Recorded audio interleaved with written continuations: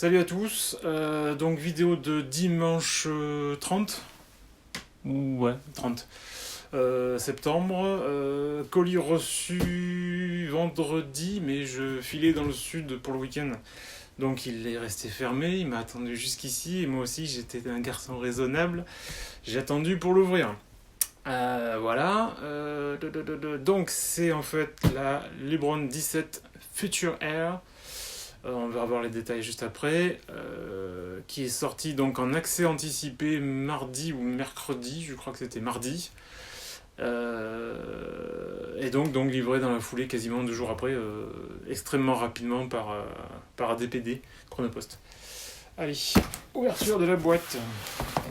Je couperai le son comme d'habitude.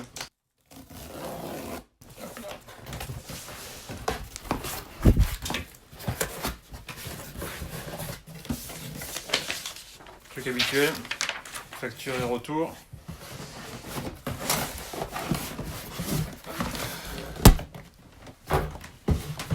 Et la boîte. Donc, première chose, la boîte. Ça a pas mal discuté sur le design. Hop, je me cale. Voilà, on se met comme ça. En fait, je sais pas si à l'éclairage on va bien le voir, mais si on regarde ici, hop, quand on met là, en fait, on a le lion qui est en surbrillance. Je vais mettre la lumière là-haut, on va voir si ça donne mieux. Hop. Match retour avec la lumière. Donc, est-ce qu'on va voir mieux? Ouais, carrément, voilà. Donc là, en fait, on a le haut de la couronne. Et là, on va essayer d'éviter le flash. Voilà, on a en surbrillance le lion qu'on a en fait depuis la LeBron 8. Ouais, c'est ça, depuis la LeBron 8. Hop, voilà. Après, de ce côté, un bon gros switch. Hop, ici, la mention au niveau du LeBron 17. Et là, le tag, on a également la couronne, on doit dire stylisée, avec le tag, hop, que je mets en zoom juste ici. Dessous, le truc habituel, mention, touche pas à mon logo, c'est Bibi. Hop, donc c'est pas la boîte promo, faut pas rêver. Je sais pas encore, on est encore très très loin. Donc voilà la bête que je découvre en même temps que vous. Et hop, on va sortir les deux pour l'occasion. Même si théoriquement il n'y a pas de changement, il n'y a pas de particularité entre les deux pieds. Hop.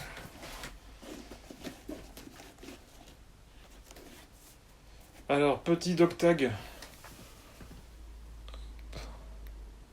Donc, remove before launch. Et de l'autre côté, on a. Hop là. En transparence, on a donc le logo LeBron James avec la couronne.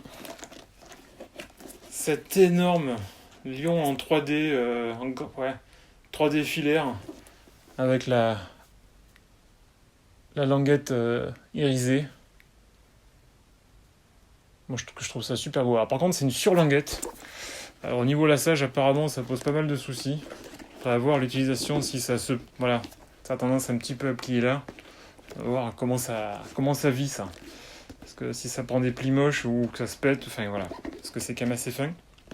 En plus, c'est transparent. Je sais pas si on voit mon doigt à travers, mais c'est totalement... En gros, c'est une grosse pièce de plastique, hein. La paire en elle-même. Hop. Allez. Je vous fais ça comme ça. Hop.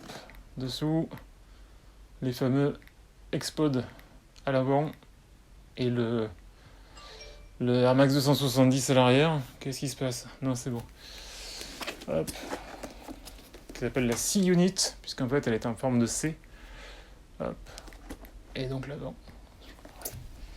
Et ce qui est particulier sur cette paire-là, du fait qu'il y a le dock tag, on a l'arrière avec un petit œillet. Voilà.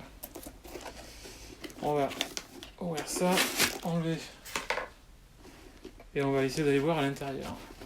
Si la semelle se sort. Ouais, hop là. Donc, alors normalement toutes les semelles intérieures des 17 théoriquement devraient être différentes, on verra. Mais là, ce qu'on a ici, voilà, en fait, ce sont les détails de la techno en fait de la PR de cette année. Donc on y retrouve la Xpod, la C-Unit et quelques mentions. Alors c'est pas très très lisible. Maximum Air Volume, Cushion. Ouais, enfin bon, c'est du storytelling, hein, comme d'habitude avec Nike. Avec Nike et LeBron James. Un truc qui est sympa, c'est qu'on retrouve le design de la vieille box Nike orange avec les zébras. Voilà, c'est spécifié Engineered to the exact launch specification of LeBron Air James. Donc ça c'est assez cool. Je sais pas si je vais arriver à remettre la semelle intérieure sans avoir à délasser la chaussure. On va voir. On va tenter. Bien sûr, j'ai tout qui se colle. Bordel. Le petit, alors je sais pas si on l'a déjà vu, mais le tout petit logo Nike à l'avant. L'énorme swoosh avec un dégradé de couleur qui claque sa race. Juste derrière, le petit logo Knitposit. Hop, j'espère qu'il va faire le focus. Juste là, au bord.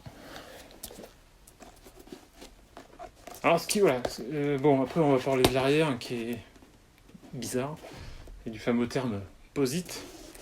On voit bien qu'en fait, il y a deux procédés en fait pour le fly knit. Pour le knit. Parce qu'en fait, on a le knit à l'avant qui ressemble un petit peu au battle knit de l'an dernier. Et qui fait un petit peu chaussette. Et après, derrière, au niveau, on voit ici, puisque c'est cousu là, en plein milieu. Donc voilà, cet effet chaussette un peu devant. Et après, derrière, on a le fameux Knitposit. Qu'en dire ? C'est... Ouais, alors, posit, qu'est-ce que ça veut dire ? Bah, ça veut rien dire, en fait. Parce qu'on a du flight posit, on a la foam posit. Alors, posit, ça veut dire quoi ? Il n'y a pas de terme, il n'y a pas d'explication exacte à ça. Mais ça, c'est pas... Je sais pas. C'est collé, hein. C'est de la colle. Donc, en clair, c'est du knit qui a été collé. Alors, ils disent chauffé. Ouais, bon, je veux bien. C'est bizarre. En fait, on pourrait dire que posit, ça veut dire un petit peu armure, on va dire. Allez, ou protection, je sais pas. Donc une armure de tissu, enfin une armure de tricot, puisque knit c'est tricot. En traduction littérale, hein.